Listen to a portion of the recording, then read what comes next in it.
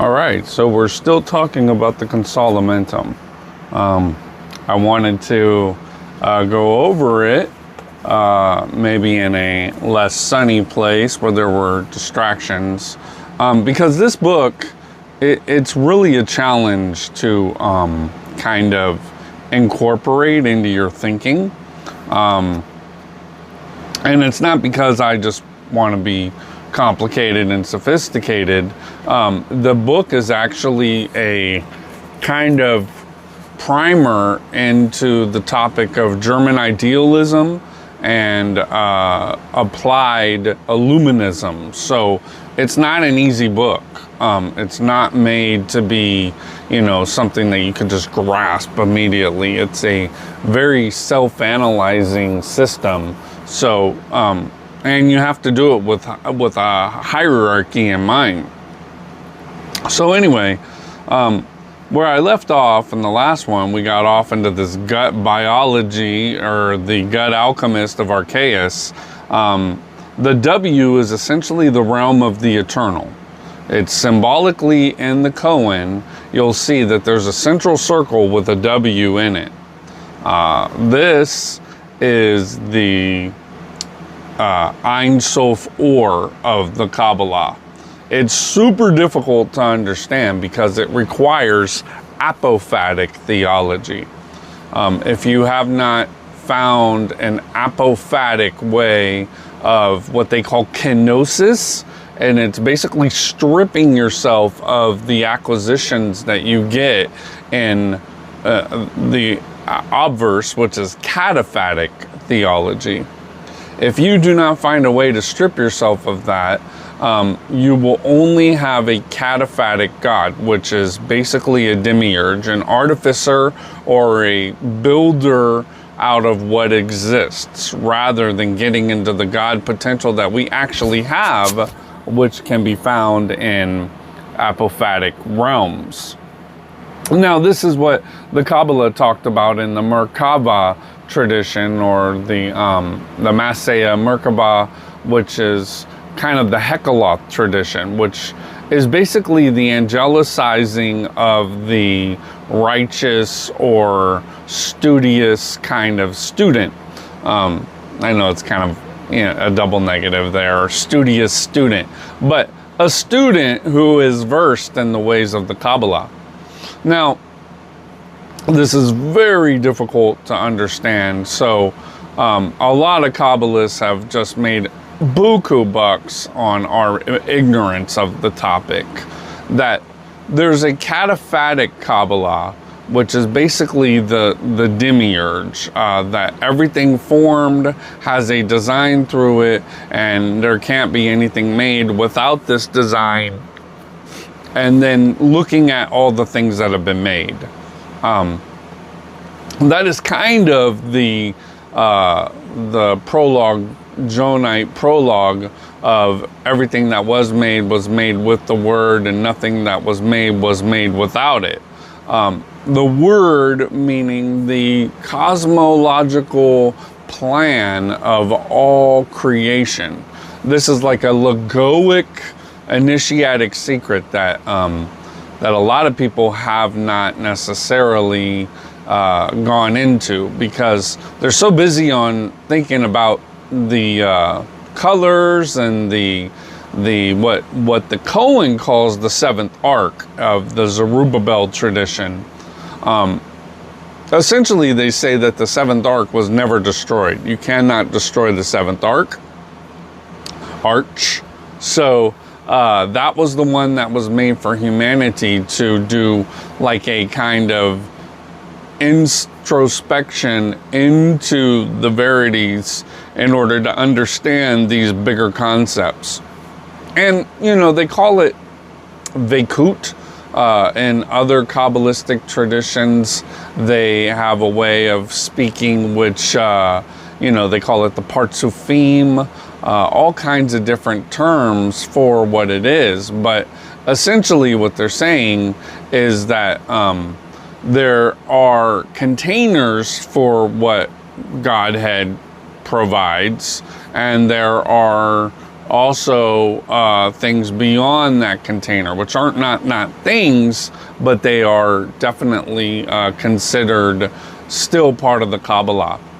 And this was talked about in Isaac Luria's Etz Chaim, but you know, it's kind of difficult because you're mixing between the ancient Kabbalah of the Sefer Yetzirah and also the modern Lurianic Kabbalah, which is all about kind of a psychological approach to not individuation, but becoming your full God self without expressing just one side of it. And I talk about that in here too. But it's so difficult to just read or write down in a book. I mean, you know, I have to do lectures on this to be able to kind of guide people toward that area. And I'm grateful to be able to do so. So it says, obviously, very few have the karmic ability to fall through the central axis, which is called the line of David. This is something that only a few souls a generation can do. This is the Tzaddiks, or a few in multiple generations. In Theosophical language, they were called world initiators, or solar logioi, who have gone through intense solar initiations to be part of the consciousness available to all egoic minds. So this is a really difficult topic to understand, that basically the kenosis causes your mind to reach out to forms. And when you reach out to forms, you reach out to kind of the etheric thought form world that allows you to put back into concept that which came out of concept. So this is one of the mysteries, is that there's nothing that can be made or fabricated or contemplated without going into form. The thing in and of itself cannot just be understood without having something to understand it with. But the thing which you use to understand it is not the thing in and of itself. It's the form that the thing has represented itself through. And this is something that I'm using to talk about in my new book, which is, I'll post it or something, Daniel Kramer's Emblematic Images. Now, I did a first book on Daniel Kramer. It was the pericope. I wanted to make a Pansophic pericope on Daniel Kramer. Woo! I wanted to make a Pansophic pericope on Daniel Kramer. Basically allowing the non-Catholic and non-Jesuit community, non-Christian community, to experience this imaginal realm that Daniel Kramer tapped into, which I talk about in that book. In the introduction to that book, that's something that I am talking about, how extreme self-abnegation pulls you into a realm where there's no vacuum. So you can't just actually empty yourself in the kenosis and not have a self. What you're doing is you're emptying yourself of your prior self so your new self can go ahead and take root. But then you have to empty that self of yourself so you can get back into the kenosis state and then become a new self again and again and again. And this is the repentance, the renewing of your vows, essentially, that you are not going to believe in yourself as the agent of your own selfhood, that you're going to believe that yourself is a byproduct of real will and agency. It's super, not difficult. I mean, I say that a lot, but it's not simple at all. So, back to the solar initiations and the part of consciousness available to all egoic minds. This is part of the Descensus Christi that people don't understand. When Christ embodied the mercurial substrata, or what Saint-Martin would call a matra, he or she embedded into consciousness the ability to use symbol to break the mind's entrainment with everyday and common, essentially breaking the epistemological criticism of the ego. This is the Christic phantasm that is available in all languages and communication. Essentially, mind cannot escape the reality of this dual-sided nature of language and symbol, and essentially are unavoidable in semiotics. Now, this was something I learned from Carl Jung. In the Red Book, he talks about having the symbol but not the image, or the image but not the actual thing. So he says that all things are composed of a psychic kind of vital image that is the thing. And if you have a physical object or a possession, something acquired, and you do not have the image, you do not have the acquired acquisition that you think you have. And this was something that Jung found out in the end of his therapeutic processes with mental patients. He was a doctor, he was well paid, he, had his Kushnak castle or whatever. So, and he had the choice of any love interest that he wanted, and he still could not get this thing that he called the image. He had all the things, all of the markers, all the status symbols, but he did not have the image.